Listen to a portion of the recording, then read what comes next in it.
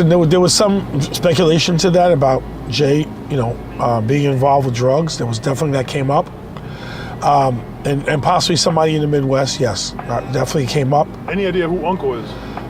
Uncle was a guy who was probably a guy from the Midwest who they had ties to with drugs. But never an actual name or a face? Well, they probably have a name. Well, I don't know if they have a name. The feds have a name now to who he is or what he did. But, there was definitely a investigation as to his name and to who he was.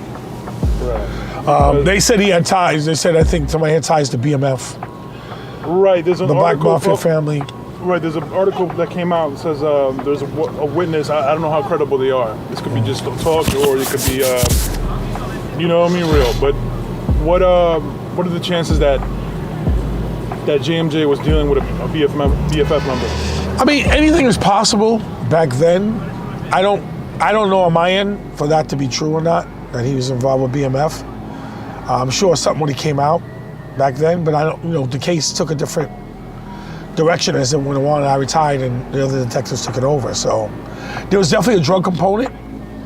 As far as, this BMF angle, I'm not sure about that. I heard about it. I heard people talk about it, but anything is possible.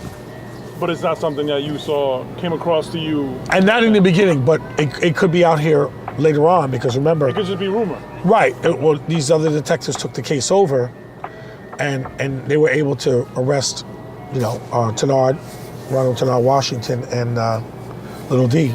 So you were never even, I guess, couldn't put a face to Uncle, like even back then, no. But I'm pretty sure right now, with everything going on, they have that. The feds. Yeah, we had some ideas of possibly who it would be, but I'm pretty sure the feds put it together about who's who when it came to that. Right. Because there were multiple reports about his connections in the Midwest with drugs, or drug dealers, and things like that. So that definitely came out.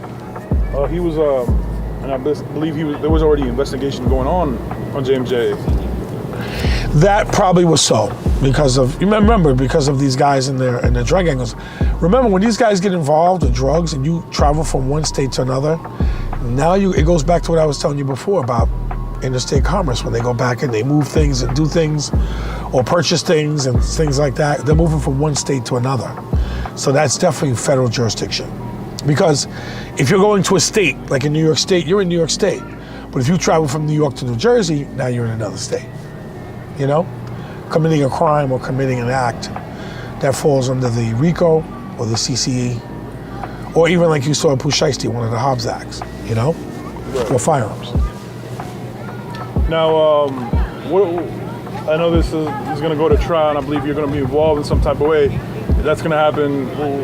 What can you tell me? What's going to happen? How long? They're probably, the case is death penalty consideration on the case, so they're going to go to trial, no doubt, and they're going to try to prove that they're innocent. And then the government's going to throw everybody at them they can to prove that they're guilty. I hear they might offer immunity to any witnesses. They may, and then they may tell these guys may take a plea. Because there might be so much stacked against them where their lawyers might say, hey, look, maybe we go in front of the magistrate judge and we'll ask for a different sentence and keep it from there. Because they're eligible for the death penalty. Right. Under federal guidelines. Let me ask you this. There's a subscriber that wanted me to ask you. Let me read it. Can you ask him how Tennard was able to make a deal with the Queens DA in 2003 for those robberies? Well, that was easily.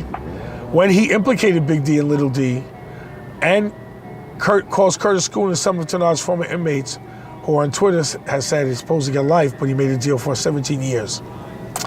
Yeah, I could see the DA's office doing that with him, making a deal with him, because he probably committed multiple robberies, which they said. And when you see how they said he implicated Big D and Little D, and made a deal for 17 years in court papers that he confessed to shooting and robbing hella people.